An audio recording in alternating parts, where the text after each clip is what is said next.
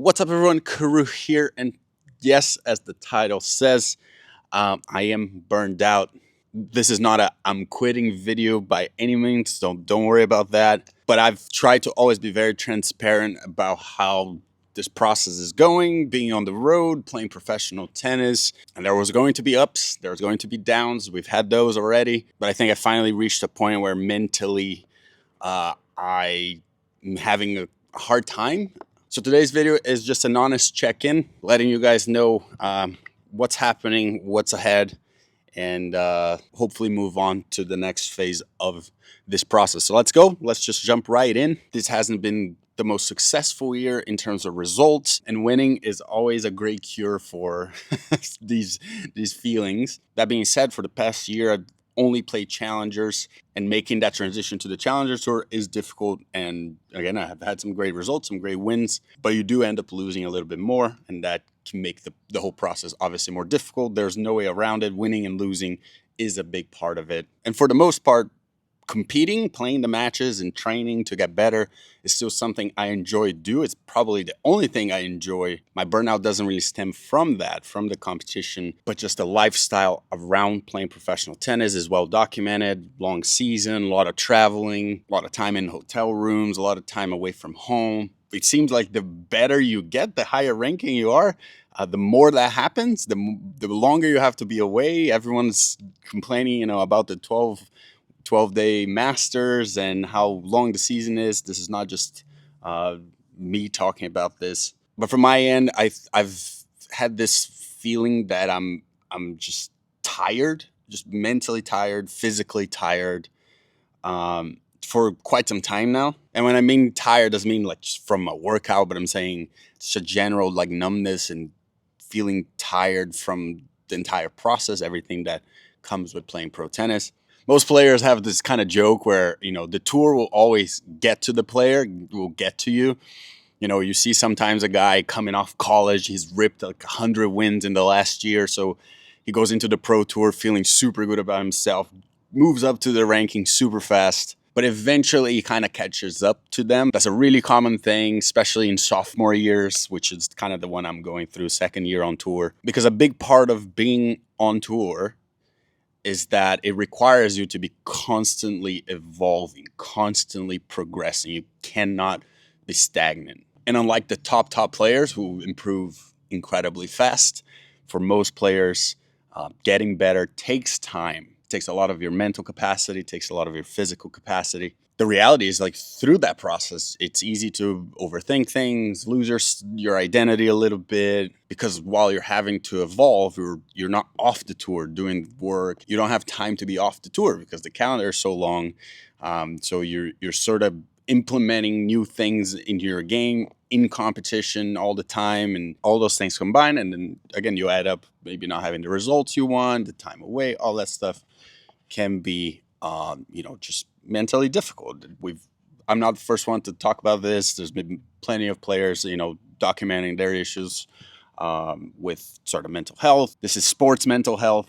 Again, my life is fine. Like I'm enjoying most of my life, but it's like this highly focused sports mental health that can become difficult and tricky to manage. Now, I've always had an interesting relationship, I think, with tennis, or with pro tennis. I'm well aware of what I'm about to say is going to sound super pretentious, but I think I always enjoyed the game more as like, in other sports you have like the free surfer or the free skater or the free skier, right? Like the person who's probably unbelievably good at what they do and could be competing in tournaments and things like that, but that's not why they play the sport. They just enjoy the sport for what it is, for kind of the vibes. And I think I've always had a bit of that relationship with tennis, for the artistic side of it, almost the shot making. I've always loved Roger Federer, who was a winner, but did it in like a very artistic way as well. And that's what truly excites me about playing tennis. And you go out to just play with your buddies and you play a practice set or two, and it's just a good time. And maybe you're not worry about the pressure of winning so much, and you allow yourself to kind of do everything and try everything, where sometimes in competition it's a lot harder to do, that's the main problem. You have to let go and allow yourself to sort of enjoy and play your game. But like I said, I'm drawn to the aesthetic, the style, the shot making, how everyone is able to play their own way and manage their way around the court in a unique way. That's to me very exciting about tennis. I think there are other people that ride a lot more highs than lows when they win and lose. Don't necessarily ride too high or too low either way. The frustration is always on not being able to sort of play your game and allowing yourself to play your game. Winning and losing is, you know, happens. It's out of control, right? Now, one thing that does happen also is when you find yourself going through these plateaus, you're thinking about your game constantly, nonstop. Like, how can I find the edges here in order to improve? And I know I've been doing that a lot. And I was recently listening to a podcast that was talking about, figuring out the best way to perform better and all that stuff. And the guy very interestingly stated, and something that you end up forgetting, is that you need to lead with your heart first and not think so much about everything all the time, which I thought it was a great way to put this, because I think recently my heart probably hasn't been very in it. I think a great example to me was, Washington. It was a great opportunity. I'm playing an ATP 500.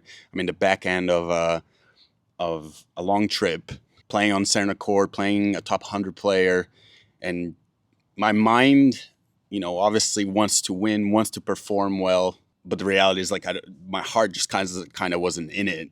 All I could think about was kind of being home, being with my wife, and you watch the match and you're trying to figure out, I've all the technical and tactical stuff that could have gone better, but the number one question is how much was your heart in it?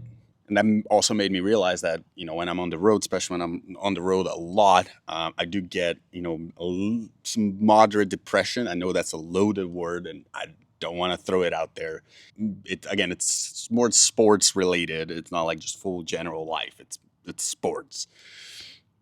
But that's something that happens to a lot of players. A lot of players have been vocal about, suffering from depression and perhaps not understanding even their motivation behind doing all this. And that's something that, I'm having to think more deeply now. The purpose of starting Turning Pro at 30, besides obviously the YouTube and sharing here, and it is my job nowadays. It's how I pay my bills. But on the personal side, it was always how far can I take this? What's my limit in tennis? And as I was getting older and I felt like that window was closing, it was the moment to do it. It all lined up for me to go out and get it done. And I think I accomplished a lot more than I even expected in the past couple of years. But again, I think finally the lifestyle of, playing on tour caught up to me.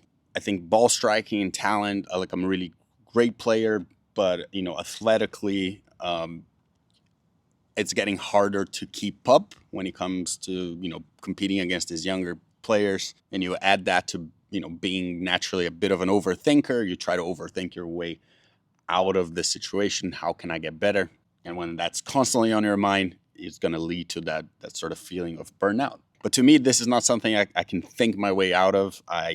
It has to come again from the heart in a lot of ways. When it comes to an athlete's life, or anyone's life, but an athlete's life, I share a good amount with you here on the channel, but the reality is 99% it's not shown here. You don't get to see all the behind the scenes. So as I, again, work through all this in the behind the scenes, it's all going to be about, again, rediscovering the fire, rediscovering that joy to go out and play, and sort of allowing the results to come, the improvements to come, just by kind of putting in the day-to-day work. I'm still excited about, competing and playing and getting better. I'm going to go see a coach this week, but I do take this very seriously. I still want to make, a Grand Slam. I still think I can. I want to play Rio again next year, so I want to get my ranking to a point where I could play it. So I still have goals. I still, want to compete hard, and I still want to beat the shit out of guys out there. But I wanted to update you guys and tell you that,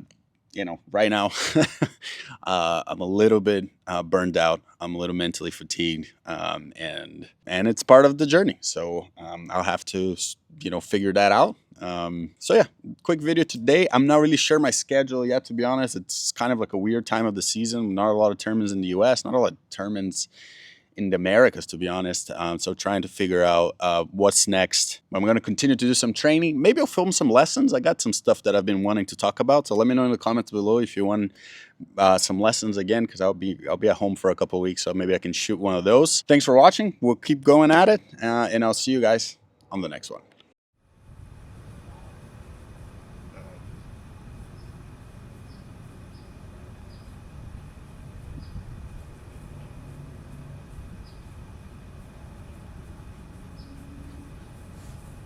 Look, honey. Honey, we're sunbathing.